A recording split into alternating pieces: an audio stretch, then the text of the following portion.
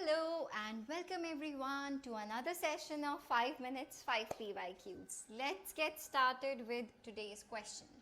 Which of the following sets of quantum numbers is not possible हमको बताना है. ऐसे क्वेश्चन में the very first thing which we need to notice is सबसे पहले spin check करो. अगर -½ या +½ के अलावा कुछ और वैल्यू आपको गिवन है तो आपको डायरेक्टली आंसर मिल जाएगा. And the second thing which I generally check is जो भी आपको n के वैल्यू गिवन है अगर l की भी उसके कॉरेस्पॉन्डिंग सेम वैल्यू है तो वो ऑफ कोर्स एग्जिस्ट नहीं कर सकता क्योंकि l की वैल्यू अजीम्यूथल क्वांटम नंबर की value 0 to n-1 he very करती है. तो अगर n की वैल्यू 1 है l 0 हो सकता है, n की वैल्यू 2 है तो l 1 ऑफ कोर्स हो सकता है, एक कम हो सकता है n-1, n की वैल्यू भी 1 और l की वैल्यू भी 1, ये कभी नहीं हो सकता. So this can not exist, this is a wrong thing, that is why it is our correct answer. Okay, so here the correct option is option number C. आगे बढ़ते हैं. The total number of atomic orbitals in fourth energy level of an atom is. So when n is equal to 4 तो हमसे पूछा गया है कि number of atomic orbitals कितने होंगे. So we already know the formula that is n square. So it will be 4 square which is 16. तो 16 atomic orbitals जो हैं प्रेजेंट होंगे. So that is why the correct option is option number C. Okay, and if we talk about कितने electrons होंगे so you simply you can multiply it by 2 क्योंकि एक orbital में maximum 2 electrons exist कर सकते हैं. So the number of electrons can be 32. Okay, let's look at the next question. Few electrons have the following quantum numbers. n और l की value आपको given है तो आपको एनर्जी के इंक्रीजिंग ऑर्डर में अरेंज करना है. एनर्जी कैसे निकालते हैं? n+l रूल के according.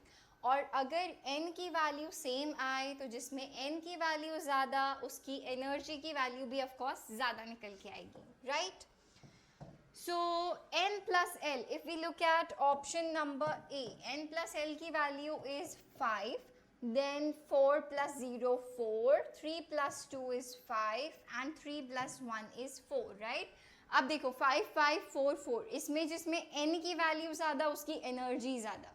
So what can we say here? Increasing, छोटे से बड़े से छोटे ऑर्डर में लगाने हैं. तो सबसे ज़्यादा एनर्जी यहाँ पे किसकी होने वाली है बेटा? फर्स्ट की एनर्जी सबसे ज़्यादा होने वाली है.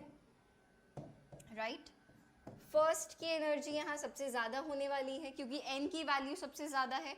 देन थर्ड, राइट, और इन दोनों में जिसमें 4 4 आ रहा है इसमें भी जिसमें n की वैल्यू ज़्यादा है, सेकेंड में n की वैल्यू ज़्यादा है. So this will be the right choice and end में it will be fourth. Right, सही है. So 4 second third first 4 second, option number A he match कर गया. So that's our right answer. Okay, आगे बढ़ते हैं अगले क्वेश्चन की तरफ.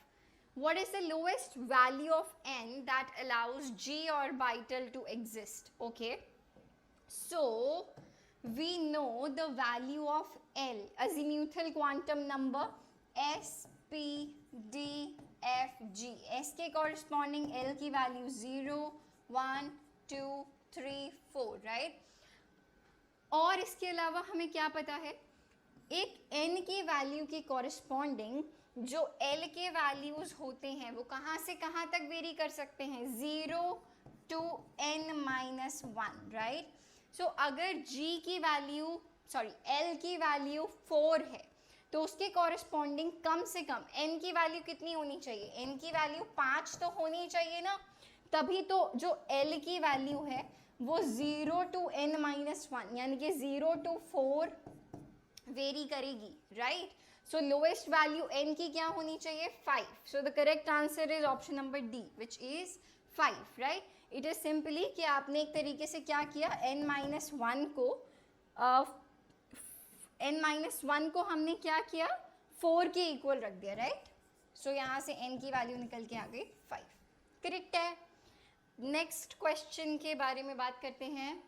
the n plus L value of 3D orbital is? Again the same question, S, P, D, F. 0, 1, 2, 3. D के corresponding L की value होती है 2, right? So n plus L comes out to be, n की value है 3, so 3 plus 2, it comes out to be 5. So our correct option is option number C, which is 5. Correct है. And I think we are done. Till then, bye bye and all the best.